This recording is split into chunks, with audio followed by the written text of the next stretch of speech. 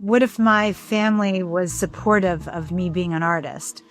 And that would have been, I think that would have definitely opened up my creativity sooner around. You think so? Yeah. You think so?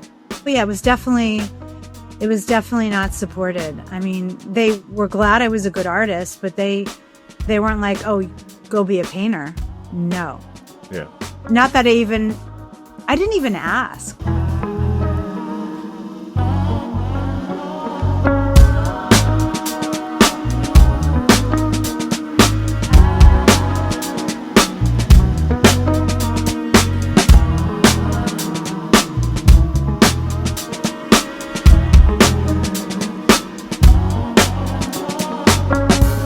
Hi, and welcome to this week's episode of Pickles Pasta with Steph and Jay. This week, we've been thinking about this one, and we decided that this week's topic is going to be creativity across cultures, which can be taken, I guess, different ways. But the way we were thinking about it is, obviously, we're creative. We're in the creative worlds. We've been creative our whole lives, ups, downs, all that. But your upbringing obviously affects everything, right? So you're born and you're raised into a certain culture. Like, that's just the way it is. And what things are like at home and where you do things. And all of those things affect your creativity.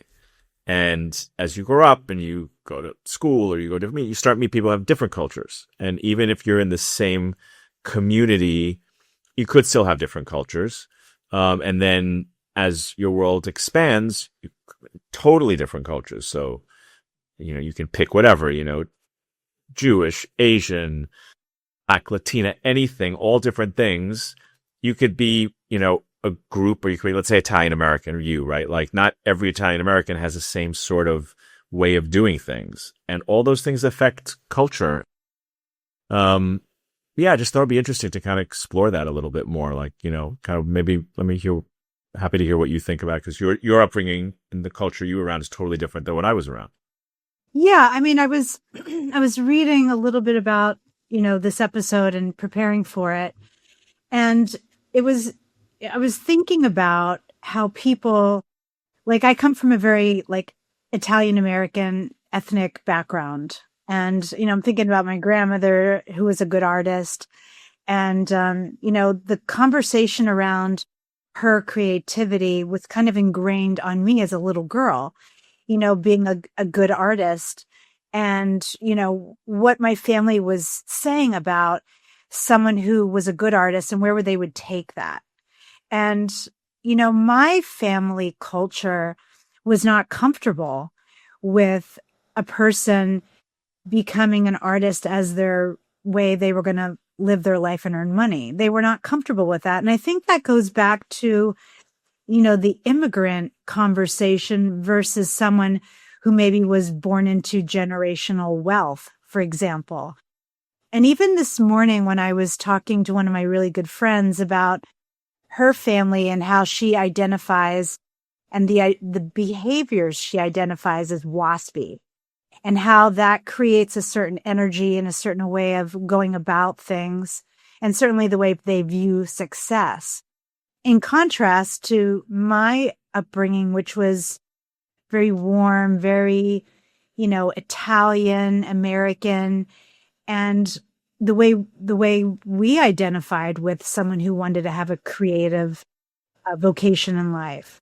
And it really does affect the way I looked at, what I was going to do. Let's say when I was in high school and I got certain grades and I was trying to plan for my future because of my upbringing and the way my family, articulated to me how they looked on that. I shied away from a creative life, quite honestly. And I was focused more on, the accepted path in my family culture would be academics and would be getting a job that was not at all creative. Maybe the most creative thing I could have done, which is what I did major in initially, was advertising, but it was along the academic route. And that all really came from the culture within my family. Right. So Yeah. kind of where I would start with that conversation for me. Yeah.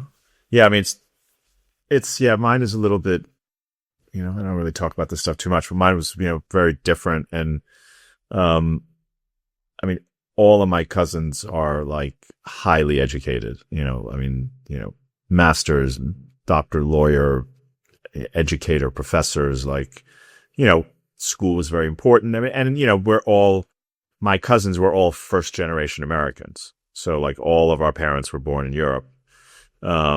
So, and culturally in the Jewish culture, education is very, very important. Learning is very, very important. But to me, there's learning and there's education, right? So like, I'm not learning in a traditional educational way. It just didn't work for me. I've talked about that before, and it's just not my thing. So for me, I always felt, it just wasn't my path. So I always felt I wasn't really, my path wasn't exactly embraced. My father was, supportive in his own way. Like I think he would have preferred that I had an education. He would have preferred that I go to college. He would have preferred that I had some sort of more stable job. And, obviously working on being an athlete, that wasn't anything in my family that, they would think of. I had one cousin that was really into sports, but, he ended up being a lawyer. It just was looked at very differently. And then, going from, the athlete part to starting a business that was kind of, well, is that going to really work? How's that going to work? Nobody does that. We've never heard of that sort of thing. Like, it wasn't like there was like, oh, you're an entrepreneur, or like, oh, you're whatever. That wasn't it. Like, it just didn't happen. So it wasn't embraced in any way, shape, or form. But, I also did see as I left my little inner circle, how different people looked at things and how different people, reacted to things. And it's interesting. It's interesting because you don't know that initially. On the one hand, I always felt like what I was doing, I didn't really require someone to say you're on the right path or whatever like that. But it's interesting when you see other people doing things, it changes your perspective, I think. I mean, I think it's an interesting thing to talk about and to think about. Like, let's say your path was embraced and was supported and encouraged. How would that have changed anything for you? Like, I know it would have probably changed a lot for me, but I'm curious about you. Can you identify how that might have accelerated or supported your yeah, I mean, it's hard to say, like what would have been, like would have been better, would have been worse. But I think that in a way, the fact that nobody got it or nobody believed in it or whatever, that only made me work 10 times harder. Like, that's always been my personality. Like, look, it's always nice when someone says, hey, you're doing great. And you go, wow, I really love what you're doing. Or, of course it feels good. Like, I don't think anybody doesn't like hearing that, but I really don't care. Like, I just don't care. I think maybe very early on, I probably wanted that. Like, when I was really, really, really, really, really young, but I always was different from everybody. So it just doesn't, I think with the tennis playing, when I was playing, and that probably would have been a time that it would have been really helpful.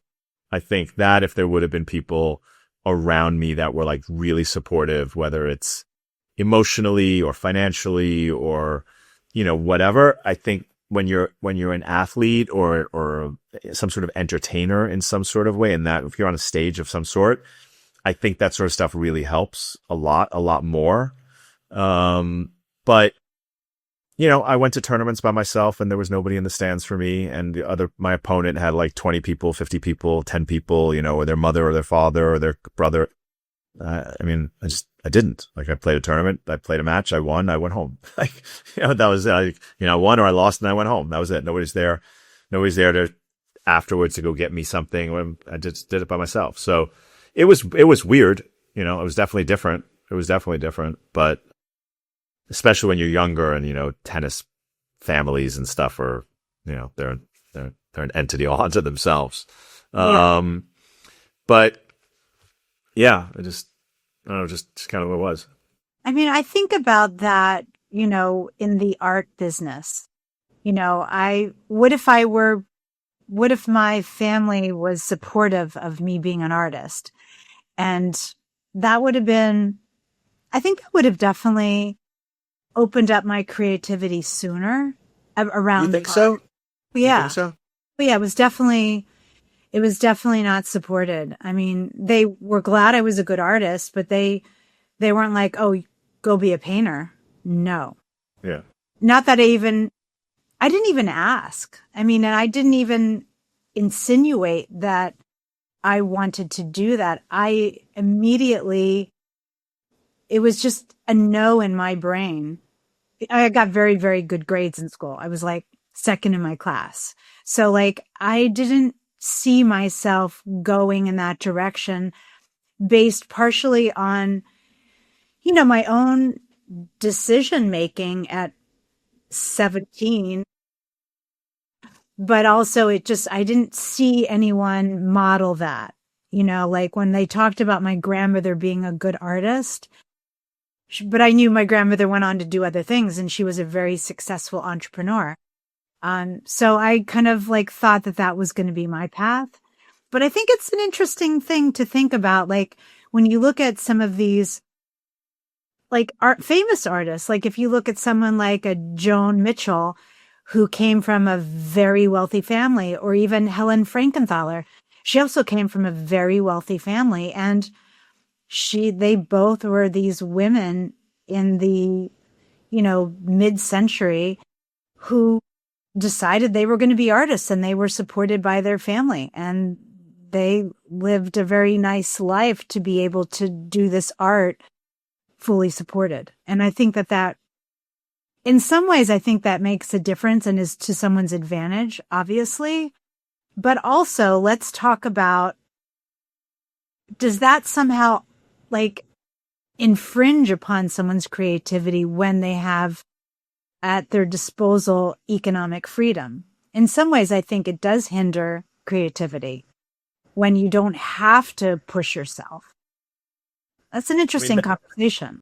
I mean, that's the whole starving artist thing, right? Like if nobody's there to help you, if you have nothing, you look at everybody, like if you read all the stories about like the 70s in New York or the 60s, 70s in New York, and, and all these people coming here, Dylan and, Hendrix, all these people coming here, they had nothing and they were just on their own to kind of make it work. And you see it in painters and you see it in everything. Like, there are certain professions in the artistic community that you do need money. Like you absolutely need money. Like you just can't do it without some sort of support.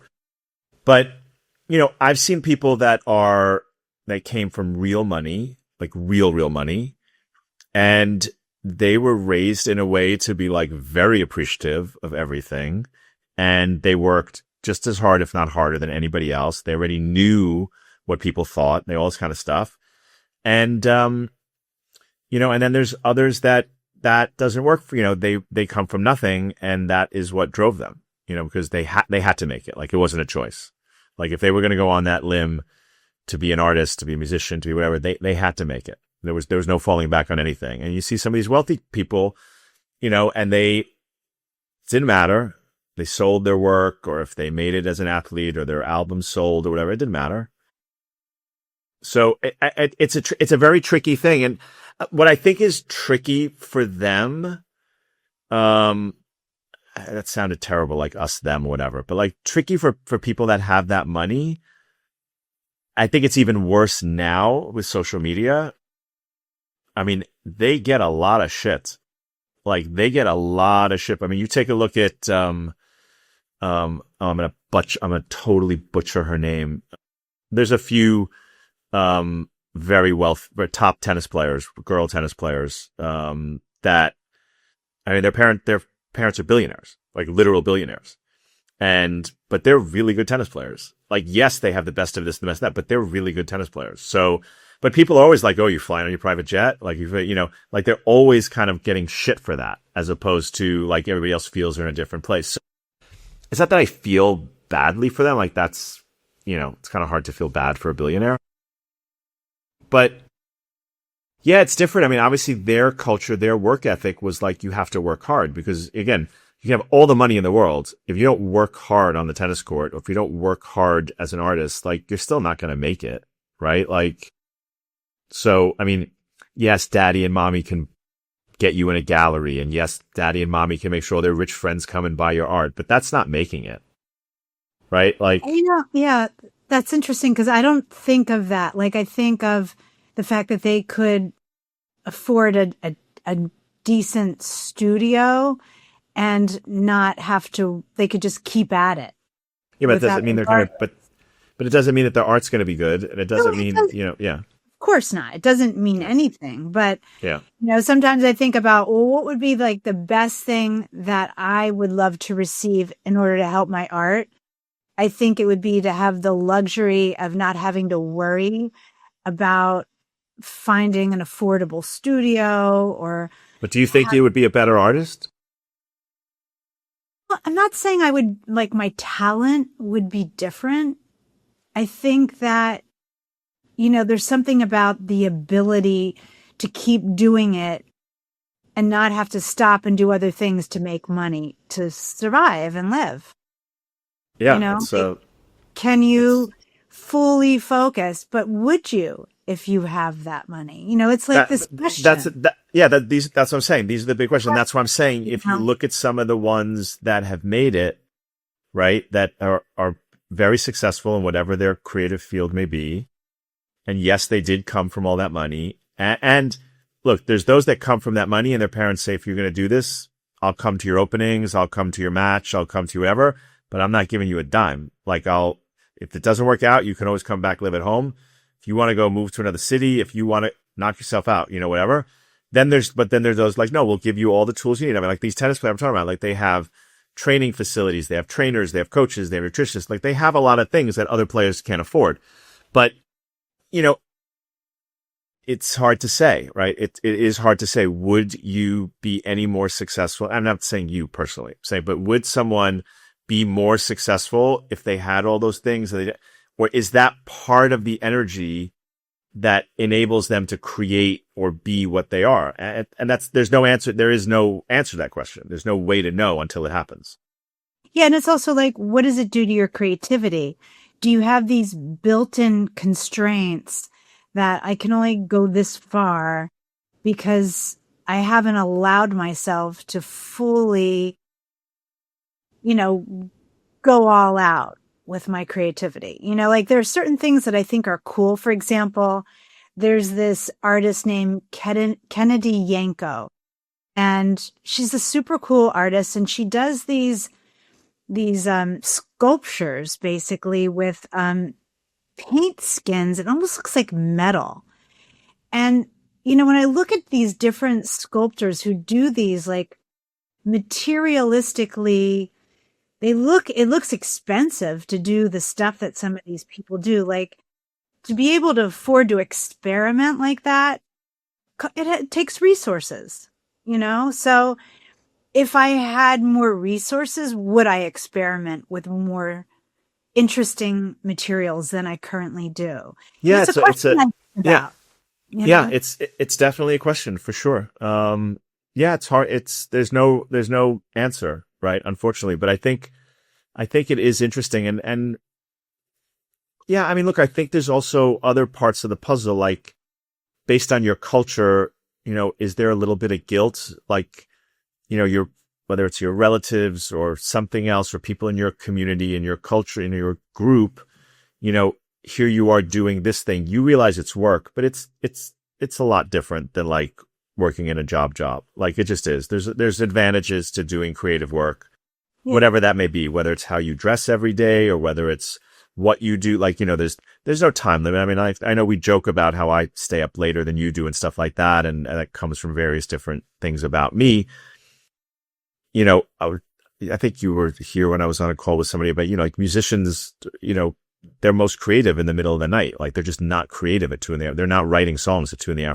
Like it's just not happening. Like some people, of course, but it's not because they want to go do drugs or do other things. It's just, that's when their creative juices are flowing. Like it's the way it is. There's something about that. So that's very different. The fact that they can do that, they can work at night, so there's a part, I think, of a lot of us that do these things that we feel a little weird, like a little guilty, not like that, which, I don't like that word. And I don't, right? Like you feel like, oh, well, so-and-so had to get up and they had to go do this. And, and I did this and I did that. I stayed up later because I wanted to paint and I did this and I did that, and sometimes you feel bad, like that you're doing it, but it's who you are. Like it's kind of like you're not capable of doing something else. Well, I mean, the guilt thing is real. I mean, I am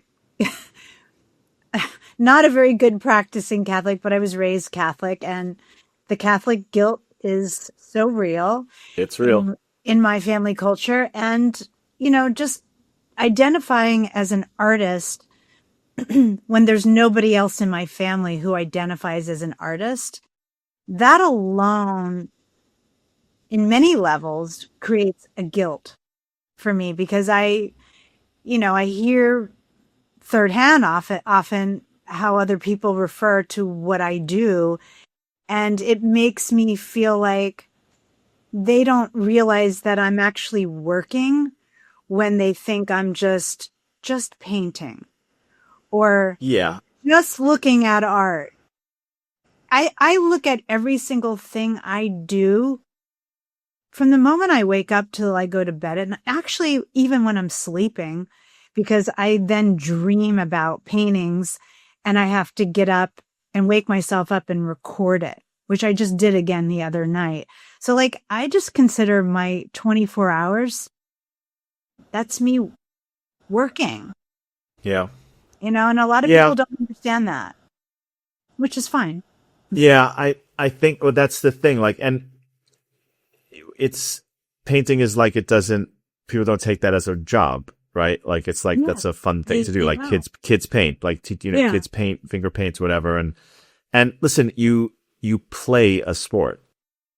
Like, you just think about the terminology there, right? Like, you're not working at football, you're playing football. You're not working at tennis, you're playing a tennis game. Like, it's a game. Playing an instrument, You're playing an instrument. So I've said this before, like the terminology around all of this has kind of damaged a lot of it for a lot of people.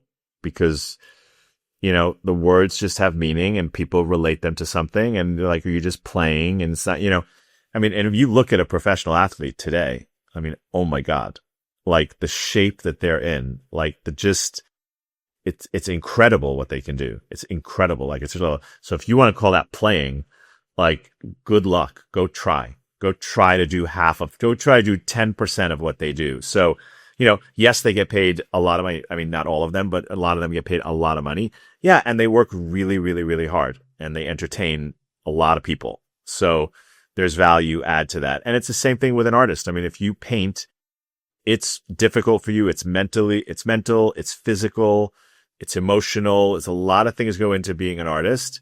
And, you're doing it so that it can go out to the universe and hopefully it brings joy to somebody.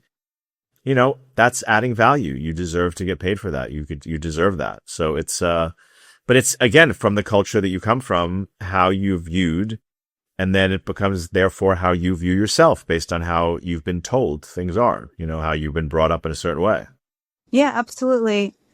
The culture of where you've been formed and raised is a big player in the scope of a person's creativity. And does it impact where we take that creativity, how far we push it, how we utilize it? And are we able to really change as we get older? As I'm aging as an artist, I'm definitely taking a look at all of that stuff, and I'm looking at, well, maybe it is time for me to invest a little bit more into my resources and my studio and my ability to use different materials. I mean, I think that is actually a great thing of actually even just doing this podcast. It opens up a conversation for myself or any other creatives, no matter what kind of art or creativity you're into, but maybe it's an opportunity to take another look at it, and yeah. I mean, shifting gears a little bit, like as the internet came about and then now is part of everybody's life, that I think had an impact on creativity and culture too. Like, you didn't necessarily know what other people were doing, how other cultures were doing things. Like, you may have heard about it here and there, but you didn't really know. Now you just open your phone and you can see people from all over the world, different religions, different ethnicities, different everything, language, you name it. And that affects you as an artist, right? If you're a creative person, you're much more affected by that. You're much more, I mean, you could see it throughout history. You can see like different musicians from different cultures getting together. They have such an affinity for one another. They have such admiration for the other one, you know, whether it's a different type of instrument that is played from one culture, you know, different cultures around the world have different types of instruments even, you know, there's a lot of different things. And then you listen to the music. And then if you're a musician, does that seep in? Does that now affect you? If you're a filmmaker, if you're an actor, if you're, you know, you look at styles, and I think that has changed things tremendously. I mean, it's the same thing in art, right? You get to see art that you wouldn't have seen ever before. Yeah, no, definitely through all genres of creativity. I mean, my focus is art and fashion and design in general. But, you know, it definitely, look, we're always influenced. We're always inspired by something we see, no matter where it is. And we're seeing a lot through the internet and social media. And it has opened up new ideas and influenced me for sure with things I want to try. And I think it's a beautiful thing. Yeah, I think it is. Do you, like, can you think of anything like that you've, through that exploration, that if, like, you've done a different style because you saw different people doing it or different cultures, like, you know, like there's one thing to learn a new technique, like that's different, but there's another thing to incorporate a different culture. Well, I don't know if I would say I'm incorporated a different culture, but I think subconsciously our brains respond to color, to pattern. So like maybe you're traveling and you're in, let's say, the Caribbean, and you're seeing these bright colors. And when you go back to do your work, somehow you're pulling these bright colors. I mean, that's a direct influence, and maybe that's a Caribbean influence, or, you know, South American or Mexico, or, you know, if you travel, I mean, you don't even have to physically go to these places. Right. That's what I'm saying. The internet is where it's really, yeah. You know, but I've had the good fortune to also go to many of these places, and then it becomes a full immersion of a different culture. And you just get this sense and this feeling, plus, you know, just seeing something two-dimensionally on, you know, the screen. I do it all the time, you know, and it just happens automatically. And I think we're designed, I think, because we have eyes and we have ears and we have, you know, noses, and we can smell and we can taste and we can see. And that's why we have those things, so that we can be influenced by these wonderful flavors and colors of the world. Yeah. Yeah. Like, interesting you say that, like, you know, for Village, I mean, you've heard me talk about this, like the model is for us to have, the team is going to be all over the world, like boots on the ground everywhere. Like, rather have 2 people in 10 countries than 10, you know, 20 people in one. Like, and even was just talking to, somebody yesterday I was introduced to, like, we have our main team in our main development team, but the idea is to have developers all over the world. I mean, code is code. Like, it has to work, right?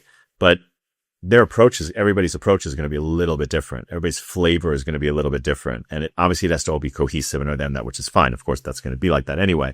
But for me, it's like having those different mindsets in the room. It's having that different mentality in the room. It is their culture, and their culture is going to come into something that has been formulated, has been flushed out, all that sort of stuff, but they're going to bring their own, like you said, color and spice and everything into it. I think that's tremendously valuable, like in everything. And I think the more as a people, we can realize that, different doesn't mean bad, and how we can kind of incorporate different cultures into our own things that we do. And then it brings down the level of hate, right? It brings down the level of negativity. Like if you see that there's value in every culture, that's tremendous. And I think as creatives, we have the ability to do that because we can incorporate those different things into our own work. Yeah, 100%. And, I just want to say that I've been on social media, like on Instagram, for example, since like 2008. So like I was one of those people that just was immediately drawn to the idea of visuals, being an artist and a designer. And over the years, I have been so pro the globalization through social media. I loved that I was connecting with people all over the world who were designers and artists and actors and whatnot. And, I know that we're kind of going through this weird time currently of wanting to keep things in groups and segregate certain things. And I think once you've experienced all that you can learn and be positively affected by with the globalization of the gifts we all have to share with each other, there's just no way you can go back. Yeah. We're here to share the best of each other and to learn from the best of each other. And so, yeah. Yeah, I totally agree. I mean, I think that's really where creativity, can really help change the world. I think. I mean, you can just see it. It's infectious, right? Like, different people go to listen to different music. Different people come together to an art opening. Like we've seen it, right? When we go to art openings, I mean, you do it a lot more than I do, but we used to go more often when I used to come along more often. I mean, that was one of the most fun things about it, to see the different cultures, the different people and the different outfits and the different everything. Is like, that doesn't happen when you're just in your own community, because the art wouldn't make it into the community, it wouldn't get past the gatekeepers. And here you go into an open place and all these different people are there, and it's young and it's old and it's black and it's white and it's Asian and it's Latina. It's a mixture of everything. And it's fantastic. I mean, the energy in the room is fantastic, and it's, right. I mean, you're smiling because Well, I'm smiling because my best girlfriend came up to New York a couple of days ago and we went and saw some art, and she was noticing the way people dress. And she was like, wow, this is so cool seeing, these outfits. And I said, I know, the crazier, the better. I just love it. And like, then throughout the rest of the day, whenever we saw someone who had like this wild outfit on, we just had to give a moment. We're like, you gotta love it. There's something very energizing about seeing the beauty of people expressing themselves without hurting anybody else, obviously. Obviously, yeah. Remember when there was someone who was in their pajamas at one of the openings we were at, like a onesie pajamas, and I was like, and it was in wintertime, like with Uggs and a onesie and like a coat, and I was like, that's like, it was just too good, like it's just too good, So just like, gotta love it. It's not anything I would wear, but like I love the expression of the creativity. It's just something so stimulating and beautiful about that. Do you think creativity is a luxury or necessity? I think it's both. Can it Really? be both? Yeah. It could be whatever you want, but I mean, I am so grateful that I get to do what I do. And so to me, like, it's a luxury. But I also like, if I couldn't be creative, God, I just don't even know you would survive. Yeah. I think it's a necessity. So I think it's both to me. I don't see it as, I think it's a necessity. I think creativity is a necessity in all forms of life. Well, it's definitely a necessity, but it's also a luxury. I didn't close on that one. Yeah, no, I mean, it's whatever works for you, darling. I mean, it's, I feel you. Do you think if you would have grown up in a different environment, like a different, I mean, you grew up in, I mean, originally in your coal mining town, right? Basically, where you first were, and then you moved, then basically suburban America, right? Like, do you think if you would have grown up, let's say in a city, like in a New York or Chicago or in a, like a city, or if you would have grown up in like total rural, like country, whatever, do you think things would have changed? You think as you are, you would have found a way to be? Okay, so the environment question, I really take that beyond like physical environment. I take that to be the people I'm surrounded by, the culture I'm surrounded by. Yeah. So I think the environment really has a strong imprint on one's creative. I mean, if I were raised in New York with artsy parents, I can't even imagine where I would be in my journey today. Like I got here being raised in Shamokin, Pennsylvania, then moving to Wyomissing. Like these are very small, like very little culture. If you really want to talk about culture, I mean, there's a culture, but it's not the kind of culture that we know of as culture, So this is where I got to from that beginning. If I had begun in another place, I'm on this part of my journey based on where I started. So there are those that totally go against the way their parents were, right? So like if you grew up in if your parents were really artsy and all that sort of stuff, a lot of people then go totally the other direction. So I hear you, what you're saying, that that's not the environment you grew up in, but it could have, maybe you became an artist because of that. Maybe that was the whole thing. Like you early on realized, I love where I am and I'm safe here and it's great and I love this, but there's something a little different about me too. And yeah, I don't think so. Honestly, Jay, I've been an artist like with no one encouraging me at all. That's what I'm saying. Literally. So I think that's just who I am.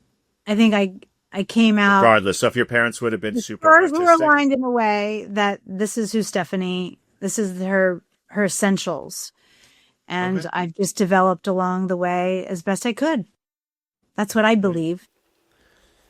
Listen, it's there is no answer, right? These are all very hypothetical. What could have been. Like I could say the same thing, if my father was this way or if my cousins were that way. But there's a lot of people that it's different when based on what that was. So I mean, look, you're probably right. I mean, there's no way to know.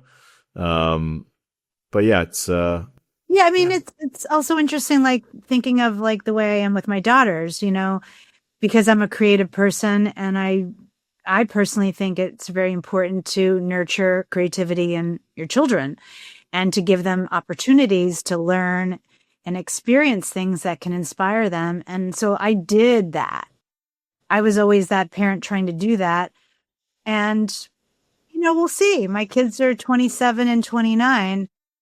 And so far, Allegra is starting to turn into, like, she's starting to turn that corner of she's following a path right now that is a path that she could develop and really do something that is creative. Gabby was given some very creative gifts, and she also went to Parsons, and at the moment, she's not doing anything with those things. That's not to say that she may not do that at some point, but I gave her all the tools to go for it, and she's decided this is where she wants to be right now, which is totally cool. Like, I just want them to be happy, but it's like you can give people the gifts and the tools to do the creative things that you think are in their possession. It's up to them to do it or to want to do it. Yeah, I mean, look, Gabby may use her creativity in other ways, right? Like, Totally. she could, she's in a different industry right now, but you don't know where that can land. So, I think that, but like, as we've discussed before, as a parent, that's what you do, right? You do the best you can to give them the tools, but then it's up to them. I mean, it's all up to us to do the way we do things. So, yeah, it's an interesting exploration, culture, creativity, how it ties together, how it changes things. And yeah, it's, very cool. Very cool. Yeah. Awesome. So, if you could share, kind of to maybe wrap things up, and maybe this is kind of can help our listeners maybe get a little inspired for themselves. Are there any, like, if you could maybe name a few beliefs about success that you think you inherited? Like, you've talked about this before, like, how your mother is and how your dad was, and like, is there anything you could, I mean, it doesn't have to be three, but, just some beliefs about success that you kind of inherited through them? Oh, geez.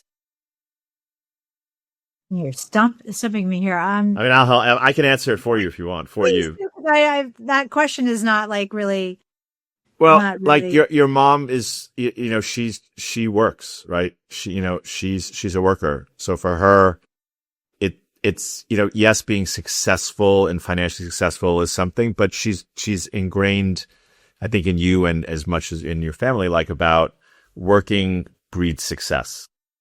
I think that's something that I'd say you got that from them, certainly from your mom, from your dad too. I mean, as a coach and as a obviously successful business person. Yeah. Okay. I get where you're going now. I mean, obviously, sorry about that.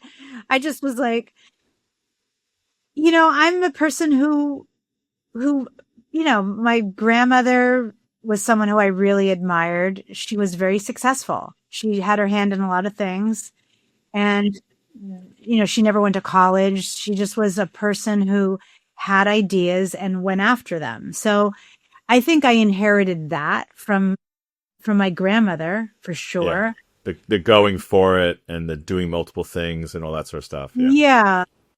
Having confidence.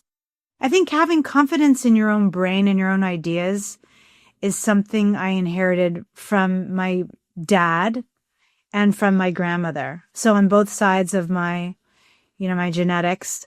And from my mother, I think just this diligence. My mother likes to keep, like, if she sees a problem, she takes care of it. And so that she's never this person having to backtrack to fix everything. So she's constantly keeping everything copacetic. yeah, And I think I do that. I yeah, think that gives me less stress about other things, and I'm able to do more. I'm able to multitask because everything is kind of in a good place. So I think there's some things that I've inherited there you from my go. family. There you So go. thanks for helping me lead that through.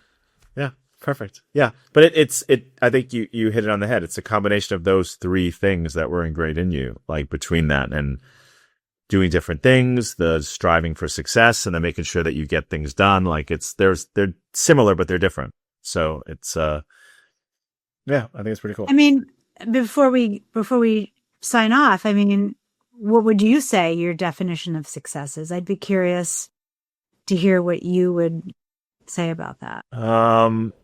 Well, I mean, for me, it's being able to help others, like whether that's by inspiring them to be, achieve whatever they're striving to achieve, or help them along their journey, or that for, connecting the right people, that something magical happens. Like, that for me, that's success. Like, it's not about money. It's not about accolades. I mean, we all need money. Like, I like sleeping indoors.